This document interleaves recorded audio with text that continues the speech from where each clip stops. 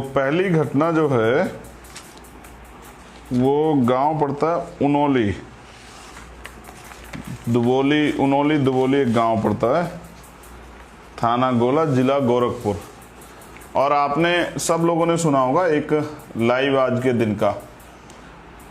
उस लाइव में क्या था कि हम लोगों ने प्रयास किया था एक पीड़ित बहन जो है उसकी सुनवाई, उसकी बात आप तक पहुंचाने का प्रयास जो है हमने किया था उस लाइव में, कि वो बहन अपनी पीड़ा जो है आपसे रखना चाहती थी, जो उसको परेशानियां हैं, और उसने शायद मेरे हिसाब से आप लोगों से बात भी की है। तो जहाँ तक है कि आपने उसकी बात को भी हमारे भी फेसबुक पेज पे सुना होगा। लेकिन अभी मेरे लाइव आने का उद्देश्य कुछ और। उसके बाद एक और घटना हुई, वो FIR कॉपी मंगाओ। उसके बाद एक और घटना में हम लोग गए थे, मैं दोनों घटनाओं में बात करूँगा। ये गोरखपुर, उत्तर प्रदेश के मुख्यमंत्री, ये उनका गृह जनपद है। और योगी मॉडल आज हमने यहाँ देखा। योगी मॉडल में दलित कहाँ है और दलितों की क्या स्थिति है योगी मॉडल में, ये आज हमने देखा। तो यहाँ पहली घटना में अनीस कन्नौजिया, जो शेड्यूल कास्ट से आते हैं, दलित समाज से आते हैं, उनकी हत्या की गई। और हत्या का जो कारण था वो बिल्कुल यही एक स्पष्ट उसका कारण था हत्या का, कि उन्होंने एक ब्राह्मण समाज की लड़की से, जिनका नाम दीप्ति मिश्रा, उनसे शादी की थी। वो दीप्ति से मेरी मुलाकात हुई। दीप्ति का वीडियो मैंने आपको सुनवाया था। 6 महीने से दीप्ति प्रयास कर रही थी कि उनको पुलिस प्रोटेक्शन मिल जाए। उन्होंने इसके लिए एप्लीकेशन भी की तमाम तरह के अधिकारी कर्मचारियों से, ADG जो यहाँ के ADG हैं और जो यहाँ के SSP हैं, सब लोगों से उन्होंने बात की। उनको चिंता थी कि उनके पति की हत्या हो सकती है। लेकिन यहाँ मानव मूल्य कितनी कीमत है, और वो भी स्पेशली अगर दलित हो। कि अनीस को सरेआम जो है उसकी वो तलवारों से, चाकुओं से उसकी हत्या कर दी गई। अब हत्या में बहुत सारे ऑफेंस हैं, 302, 375, 120, SC ST सब लगे हुए हैं। और ये 25 तारीख की घटना है। मुख्यतः 19 लोगों के खिलाफ मुकदमा है। 14, 17 और 4 जो हैं अज्ञात। 21 लोग हैं टोटल। 21 लोगों में से 10 लोग अरेस्ट हुए हैं, जिनमें से 6 लोगों ने सरेंडर किया है। और सरेंडर तो बिना साठ गांठ के नहीं होता है। लेकिन एक सवाल सबसे बड़ा ये है कि पूरे देश में इस पर चर्चा नहीं हो रही है। आज भी जातिवाद और ऑनर किलिंग और जाति का घमंड, और कहते हैं कि समरसता, समानता, भाईचारा बन रहा है। फिर वहाँ क्या महिलाओं का अधिकार नहीं है? उस महिला ने अपनी मर्जी से, उस बहन ने अपना वर चुना। और ऐसा भी नहीं कि दलित समाज का वो बेटा ऐसा हो कि भाई वो गरीब हो या शराबी हो, नशेड़ी हो, या कोई मतलब किसान का बेटा हो। एक सरकारी कर्मचारी, और वो अपना जीवन सही तरह यापन कर रहे थे। उन्होंने प्रशासन मांग के नहीं मिला। लेकिन इस पूरे सिस्टम में, ये पूरा सिस्टम जो है इस बात की पोल खोलता है कि उसमें सफेदपोशों का हाथ है। और कई सारे नेताओं ने, पुलिस प्रशासन और तमाम तरह के षड्यंत्र करके उस साथी की, जो एक अच्छा साथी था और चिंतक था समाज का, मैं जब वहाँ गया तो वहाँ के लोगों ने बताया कि हर व्यक्ति की मदद वो करते थे, चाहे वो किसी जाति तरफ से। अगर पता लग जाए कि भाई वो दलित समाज से, तो स्पेशली थोड़ा सा ज़्यादा उसका झुकाव होता था, क्योंकि वो समझते थे कि दलित समाज के लोग किस तरह नौकरी प्राप्त करते हैं, क्या क्या समस्या आती हैं, तो वो अपने स्तर से इन पर काम करते थे। आज वो हमारे बीच नहीं। लेकिन आज़ाद भारत में 21वीं सदी चल रही है। भारत में संविधान आए हुए लगभग जो है 71वां साल चल रहा है। सब लोगों को अधिकार हैं, संवैधानिक और फंडामेंटल।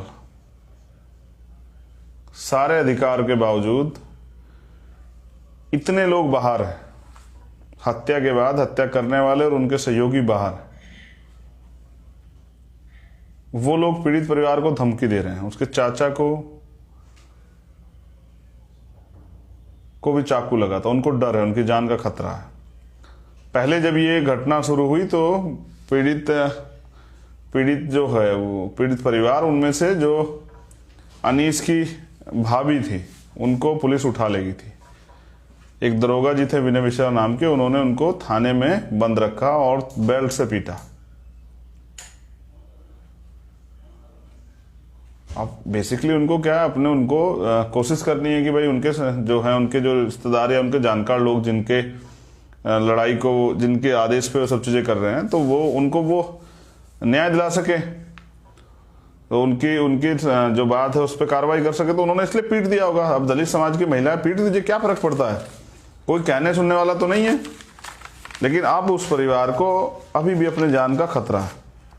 परिवार की मांग है कि परिवार की सुरक्षा सुनिश्चित किया। मैंने अधिकारियों से बात की, संभवतः हो जाएगी, और मैं चाहता हूं कि पहले हो जाए, इससे पहले किसी और की हत्या उससे पहले हो जाए, क्योंकि अपराधियों का इतिहास हमने उत्तर प्रदेश में देखा है कि एक घटना के जो आरोपी होते हैं वो अपनी जान बचाने के लिए वो जो उसके मुख्य गवाह होते हैं या उससे जुड़े हुए लोग होते हैं उनकी हत्या कर देते हैं कि कोई पैरवी करने वाला न बचे।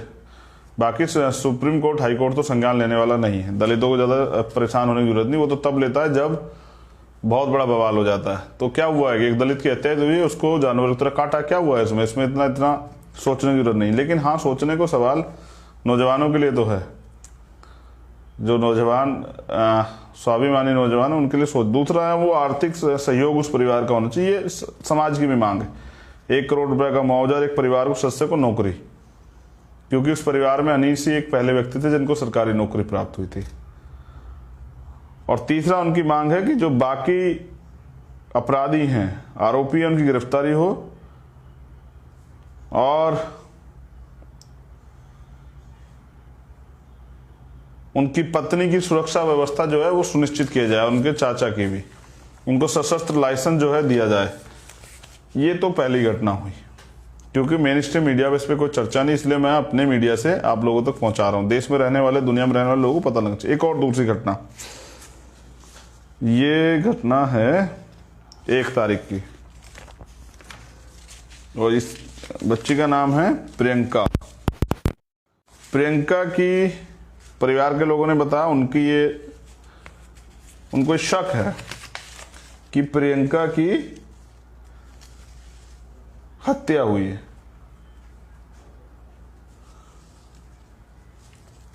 और प्रियंका के घर भी मैं गया। प्रियंका के घर जब मैं गया तो परिवार के लोगों ने मुझे बताया कि वो दहशत में है। वो बच्ची ने 1 दिन पहले कुकिंग कंपटीशन में टॉप किया था, फर्स्ट आई थी, खुश थी, एग्जाम देने गई, खुशी एग्जाम देने गई, भैया उसका छोड़ने के लिए गया और पूरा पेपर उसने दिया। अचानक से पुलिस उनके घर जाकर बताती कि बच्चे ने सुसाइड कर लिया। अब जब मैं परिवार से मिला तो परिवार ने क्या किया, ये आपको जानना चाहिए। परिवार ने बताया कि भाई बच्ची के दोनों पैर लटके हुए थे जमीन से, उसकी सर पे चोट थी, उसकी चप्पलें दूर दूर पड़ी हुई थी, उसके कपड़े ठीक नहीं थे। परिवार को शक है कि उसकी हत्या की गई है। हत्या करके अर्धमर्त अवस्था में उसको लटका गया, बाद में इसी वजह से उसकी जान चली गई। वो जो लटकने का तरीका था वो भी संदिग्ध था, पुलिस को जांच करनी चाहिए। लेकिन अभी हो क्या रहा है कि जो लोग उस मामले में न्याय के लिए आवाज उठा रहे हैं, पुलिस क्या कर रही है, उन पर कार्रवाई करे। कोई छात्र नेता है, कोई मतलब सोशल एक्टिविस्ट है, पुलिस उनको चिन्हित कर रही है, चिन्हित करके उन पे मुकदमे लगाने की तैयारी करी, कुछ पे लगा भी दिए। वो लोग डरे सहमे घूम रहे हैं और कुछ लोगों को पुलिस धमका रही है। देखिए, ये 1947 से पहले वाला भारत नहीं है, आजाद भारत है। और यहाँ भीम आर्मी भी है, आजाद समाज पार्टी भी है, और यहाँ चंद्रशेखर आजाद भी है। ये आजाद भारत है, 1947 से पहले वाला गुलाम भारत नहीं है, जहां हमें अधिकार नहीं थे। आज संविधान में पूर्ण अधिकार है। गुंडागर्दी नहीं करनी चाहिए, पुलिस का काम है, पुलिस को तो अपने मन से न्याय देना चाहिए। लेकिन पुलिस जो कर रही है ये अच्छा नहीं है। तो हम क्या करेंगे ये तो हम बता देंगे। लेकिन एक और जो बहुत जरूरी बात, ये दोनों मामले मैंने बता दिए, दोनों मामले मुख्यमंत्री के गृह जनपद के हैं। यहाँ से उत्तर प्रदेश के यशस्वी मुख्यमंत्री, ये इनका गृह जनपद है, यही उनका मठ है। अब सवाल ये कि जो यहां हो रहा है मैं इसको योगी मॉडल मानूं, या जो पूरे उत्तर प्रदेश में हो रहा है, जो हाथरस में हुआ, जो उन्नाव में हुआ, जो सहारनपुर में हुआ, जो मुजफ्फरनगर में हुआ, जो मेरठ में हुआ, जो और कहीं हुआ, मैं उसको योगी मॉडल मानूं, या ये दो घटनाएं मैं आगे पता की इनको योगी मॉडल मानूं? तो मेरे हिसाब से ये योगी मॉडल है, जहां अन्याय होता है, अत्याचार होता है, हत्याएं होती हैं, पशु की तरह काट दिया जाता है दलित को, और सब उसका अंधेरी रात में जला दिया जाता। मैंने आपको बताया अभी, मुख्यमंत्री ने जो वादे किए थे ना कि एक सरकारी नौकरी हाथरस पीड़िता के परिवार को, एक घर, अभी तक नहीं मिला है, 1 साल हो गया। तो दलितों के खाते में आया क्या, दलितों के हिस्से में आया क्या? 4.5 साल की सरकार में जूते, ठोकरे, गुलामी, हत्याएं, रेप, घर जलाए गए। ये बराबर में आजमगढ़ में 2 प्रधानों के, एक प्रधान की हत्या सत्यमेव जयते की, दूसरे प्रधान का घर गिरा देगा। दलितों को स्पेशली, आज दलितों के लिए मैं इसलिए बात कर रहा हूं क्योंकि योगी मॉडल पे बात हो रही है। दलितों के हाल बद से बदतर है। ये योगी मॉडल है उत्तर प्रदेश का, जिसमें दलितों का दमन चरम सीमा पे। पीड़ित परिवार को डराया धमकाया जाता है, उनको जो है बेबस मजबूर किया जाता है, उनसे उल्टे बयान लिए जाते हैं, और योगी जी इसके लिए तालियां पिटवाते हैं कि हम कानून व्यवस्था बहुत अच्छी किए हैं। हम क्या करने वाले? अब बड़ा सवाल ये, तो हम ये करने वाले हैं योगी जी कि हम यही हैं गोरखपुर में, और ये गुंडागर्दी नहीं सहेंगे, और इसके लिए हमने तय किया है, हम यूनिट से बात कर रहे हैं कि 1 हफ्ते के लगभग हम वापस दोबारा लौटेंगे, और हम गोरखपुर की जेलों के लिए आपसे कहते हैं कि उनको बड़ी करवा लो। आप बहुत संपत्ति जब्त करने की धमकी देते हैं ना, संपत्ति जब्त करा देंगे। मैं चाहता हूं आप गोरखपुर की जेलें बड़ी करा दो, क्योंकि जिन बच्चों को आप जेल भेजने का प्रयास कर रहे हैं ना, वो हमारे लोग हैं। तो अगर कोई जेल जाएगा तो सबसे पहले वो चंद्रशेखर आजाद जाएगा। मैं गोरखपुर की जेल आपकी देखूंगा कि आपकी जेल की दीवारें और उनकी संख्या कितनी बड़ी है। हम आपको बताएंगे कि यहाँ दलित जो पढ़ लिख के तैयार हो गया बाबा साहब संविधान से, वो तुम्हारी गुलामी नहीं सहेगा।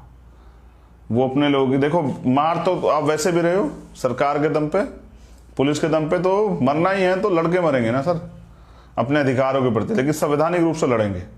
आपकी तरह ठोकर और पटकों वाले उससे नहीं लड़ेंगे। लेकिन पीड़ा यह है कि जो लोग ये समझते हैं कि उत्तर प्रदेश में दलित सुरक्षित है, दलित खुश है, उनके लिए संदेश है मेरा यहाँ बैठ के गोरखपुर में कि अगर सबसे ज्यादा दलित कहीं सताया जा रहा है, एनसीआरबी का डाटा भी कहता है कि पहले उत्तर प्रदेश में, उसके बाद राजस्थान में। हर चौथा क्राइम जो होता है पूरे देश में वो उत्तर प्रदेश में होता है। 11,000 से ज्यादा महिलाओं के साथ, दलित समाज के लोगों के साथ 2019 में, 20-21 के डाटा भी 21 चल रहा है, 20 का नहीं आया। 2019 में 11,900 कुछ के लगभग जो है दलित समाज के लोगों की हत्याएं, रेप, उनके साथ मामले हुए हैं। और ये वो मामले हैं जो दर्ज हो जाते हैं। हम भीम आर्मी के लोग या आजाद समाज पार्टी के लोग और कोई बहुजन संगठन जो आंदोलन कर लेता है, हाईलाइटेड हो जाए तो हो जाते हैं। जो न्याय के जो रेट है ना, सजा 6% लोगों को होती है उत्तर प्रदेश में। जैसे 100 मुकदमे लिखे गए जो बड़ी मुश्किल से लिखे जाते हैं, लोग कहते हैं कि झूठे मुकदमे ले, लेकिन बड़ी मुश्किल से लिखे जाते हैं मुकदमे, तो 6 मामलों में सजा होती है। 94% मामलों में सजा नहीं होती, और अपराधियों के हौसले बढ़े हुए हैं, उनको लगता है दलित जानवर। अब मैं ये आज एक संदेश भी छोड़ देता हूं दलित समाज के नौजवान पे, और जो दलित समाज के बुद्धिजीवी इसको सुनेंगे। कैसे नेता चाहते हैं आप लोग? राजवीर दिलेर जैसे, जो अपराधियों के पक्ष में खड़े हो जाएं, अपनी पार्टी के प्रोटोकॉल पे काम करें, या आप अपनी बहुजन राजनीति को दोबारा खड़ा करना चाहते हैं कि वंचित वर्ग के अच्छे लोग जाएं और जाके उनकी हक की लड़ाई लड़ें? 131 सदन में SC ST के MP हैं, कितने उनमें से बोलते हैं कि हक अधिकार। आप देखिए आपका राजनीतिक हैसियत क्या है उत्तर प्रदेश और देश में। एक व्यक्ति सदन में आपके लिए पूर्ण 100% शुद्धता से नहीं बोल सकता आपके मुद्दों पे। वो जो बोलेगा जो पार्टी गाइडलाइन होगी। मैं देश के नौजवान से पूछना चाहता हूं कि क्या सारी ताकत दूसरे लोगों में ही है? नेता बनने की, आगे बढ़ने की, विधायक बनाने की, एमपी बनाने की। और क्या हम लोग इतने आज तक तैयार नहीं हुए हैं कि सही गलत का आकलन कर लें? क्या आज का दलित भी वो गुलामी की जिंदगी जीते जीते मरना चाहता है? क्या उसको नहीं लगता कि अब दलित को खड़ा होना अब बहुत हो गया? क्या राजनीतिक दल सिर्फ वोट लेने के लिए है कि 5 साल हुए, चुनाव का समय आया, मैं आ गया कि साहब मुझे वोट दे देना, मैं आपकी पार्टी। वो जो उस एक दिन से अलग जो दलित समाज के लोग सहते हैं, कहीं मूर्ति रखने पे 39 लोगों को आजमगढ़ में पीटा जाता है जानवर की तरह। कितनी घटनाएं। अब ये घटनाएं शेयर हुई कि एक बच्ची का यूपी में 2 बार रेप हुआ और लोगों ने उसको नाम दिया बिन ब्याही मां। उसकी क्या गलती थी? और जिस सरकार में दलितों का ये हाल, उस निकम्मी सरकार को बदलने के लिए क्या कर रहे हैं? मेरा प्रयास ये रहेगा कि मैं ज्यादा से ज्यादा समय यूपी इलेक्शन से पहले यूपी में ही रह के लोगों को तैयार करूं और आपकी ताकत बनाऊं। जिनके भरोसे आप लड़ रहे हैं ना, वो तो अपने भरोसे भी नहीं है। लेकिन सच ये है कि लोगों को दलित समाज से सिर्फ वोटों की वो होती है उम्मीद। वो सिर्फ वोट चाहते हैं, लेकिन किसी दलित की हत्या होती है, या किसी दलित बेटी के साथ रेप होता है, या किसी दलित का घर चला दिया जाता है, या किसी दलित को जो जातिगत भेद उसके नाम पे उसकी हत्या की जाती, बकरे की तरह काट दिया। मुझसे कहा उन्होंने कि बकरे की तरह काट दिया हमारा खून। मेरे भी आंसू छलक गए थे। वो लोग, उन्होंने कहा मुझसे उस परिवार ने इसके कि मेरी आंखों के सामने बकरे की तरह काट दिया हमारे बेटे को। हमने तैयार किया था उसे, अपना दूध पिला के, अपने खून से सींचा था हमने अपने बच्चे को। तकलीफ हुई, आपको भी होनी चाहिए। किसी को होना हो, उस समाज को तो होनी चाहिए जिस समाज से वो था। इस दलित समाज को तो होनी चाहिए। तकलीफ हुई जब प्रियंका के परिवार के लोग मेरे पैरों में पड़ के रो रहे थे। मैं उनको पैरों से हटा रहा था कि नहीं माँ ऐसा मत कीजिए। उस बहन को भी वो मेरे आगे हाथ जोड़, तकलीफ हुई। कितनी तकलीफ। और अब कब साथ खड़े होते हैं? जब बाबा साहब चले जाते हैं फिर कहते हैं कि 10 साल अगर और जी जाते हैं तो पता नहीं क्या कर देते। काशीराम साहब जब संघर्ष करते हुए चले जाते हैं, तब जीते जी आकलन क्यों नहीं करते हैं? क्या आज भीम आर्मी आजाद समाज पार्टी के लोग गांव गांव जाके काम नहीं कर रहे हैं? पुलिस से पहले भीम आर्मी के लोग नहीं जाते हैं क्या? कोई ऐसा एक मामला जिसमें भीम आर्मी के लोग नहीं खड़े होते हैं?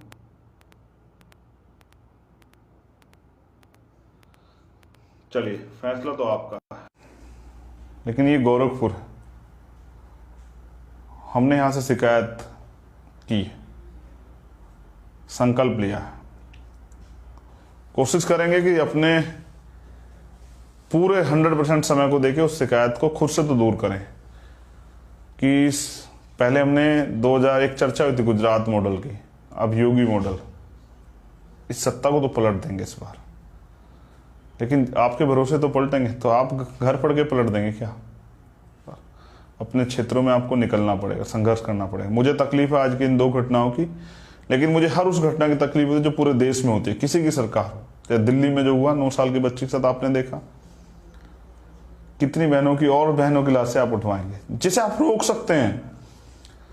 जिनकी सत्ता होती है उनकी बहन बेटियों पर अत्याचार नहीं होते हैं, उनकी हत्याएं नहीं होती हैं, उनके घर नहीं जलाए जाते, उनके घर तोड़े नहीं जाते, उनके घर पर बुलडोजर नहीं चलता है, उनको घर से नहीं निकाला जाता, उनका बहिष्कार नहीं होता है, वो मोहताज नहीं होते हैं। और ये आप बना सकते हैं, फिर क्यों नहीं बनाना चाहते? शिकायत कुछ अपने आप से भी तो कीजिए। कब तक कहेंगे बाबा साहब ये कहते थे, बाबा साहब वो कहते थे, बाबा साहब चाहते थे? आप क्या चाहते हैं? ऐसे भिखारी की तरह हाथ फैला के ऐसे ही रहना चाहते हैं? जब बाबा साहब तरीका दे गए हैं कि आप इस देश के शासक बन सकते हैं, आप अपना विधायक, एमपी, मुख्यमंत्री, प्रधानमंत्री बना सकते हैं, तो फिर कब तक बकरे की तरह जो है हलाल होते रहेंगे? कब तक बहन बेटियों की चिताओं पे, उनके शव पे आंसू बहाते रहेंगे? मैं युवा नौजवानों से तो पूछना चाहता हूं, क्या तुम्हारा दिल छलनी नहीं होता ये तकलीफें सुन के? मैं तकलीफ में हूं और मैं मानता हूं ऐसे लाखों लोग तैयार हो चुके हैं जो तकलीफ में हैं, लेकिन इस तकलीफ से मुक्ति का एक ही रास्ता है, क्या तो सहने की आदत डाल लीजिए या फिर लड़िए। संवैधानिक तरीके से लोगों को तैयार कीजिए और अपना राज स्थापित कीजिए। अपना टाइम आएगा और मैं ये मानता हूं कि दलितों का टाइम तो आ गया है, और दलित अगर तैयार हो जाए तो अपने साथ पिछड़े वर्ग के लोगों को, जिनके साथ अन्याय अत्याचार हो रहा है, जो उनकी जनगणना भी नहीं हो रही है, और फिर माइनॉरिटी के लोगों को, मुस्लिम, सिख, बौद्ध, जैन, पारसी, सबको लेके बहुजन एकता बनाएं और अपना राज स्थापित करें, और इस गुलामी की जिंदगी से, बेबसी की जिंदगी से मुक्ति लें। या आप इंतजार कर रहे हैं कि आग कब आपके घर आएगी, कब आपकी, क्या आपकी, सब आपकी है। ये समाज आपका है, ये देश आपका है, सब आपका है, बस आप समझ नहीं रहे हैं। जय भीम। मुझे विश्वास है कि आज का युवा, जैसा मैंने कहा था, मेरी बात झूठी नहीं हो सकती है, एक सच्चे आदमी की बात झूठी नहीं हो सकती है कि आज का युवा भूखा तो रह सकता लेकिन अपमानित होकर नहीं रह सकता। वो करवट बदलेगा और वो इतिहास को पलट देगा और वो साबित कर देगा कि इस मुल्क में हम किराएदार नहीं, हम रैम पे नहीं, हम कमजोर नहीं, हम बकरे नहीं। तो अपनी राजनीति यही है और यही सीखा है कि जब अन्याय अत्याचार हो तो चुप मत रहो, लेकिन समाज तो चुप है। चुप ना होता तो जिनकी इतनी आबादी है उनके साथ ये नहीं होता। मेरी शिकायतें जायज है, मेरा दर्द भी जायज है, मेरी उम्मीदें आपसे वो भी जायज है। बहुत मेहनत की हम लोगों ने, आपके पास मौका आ गया है 2022 का। पदाधिकारी, कार्यकर्ता साथियों से कहा, एकजुट होकर निकलिए और जोड़िए समाज को और बताइए जाके असलियत और बनाइए ताकत। सत्ता की चाबी आपके हाथ में होगी, जिसको बनानी होगी वो आपके साथ मिलकर बनाएगा, और जब आपके हाथ में चाबी होगी तो फिर मैं देखूंगा किसी दलित पे, किसी मुस्लिम पे, किसी पिछड़े पे, किसी गरीब पे, किसी भी समाज, किसी बहन पे, किसी आदिवासी पे कौन अत्याचार करता है। उस चाबी से आप सारे रास्ते खोल सकते हैं, रोजगार, महंगाई, सब पे काम कर, किसानों के लिए सब कर सकते हैं, पढ़ाई, सब, सारे रास्ते, बस आप करना नहीं चाहते हैं। जय भीम, जय भारत, जय संविधान।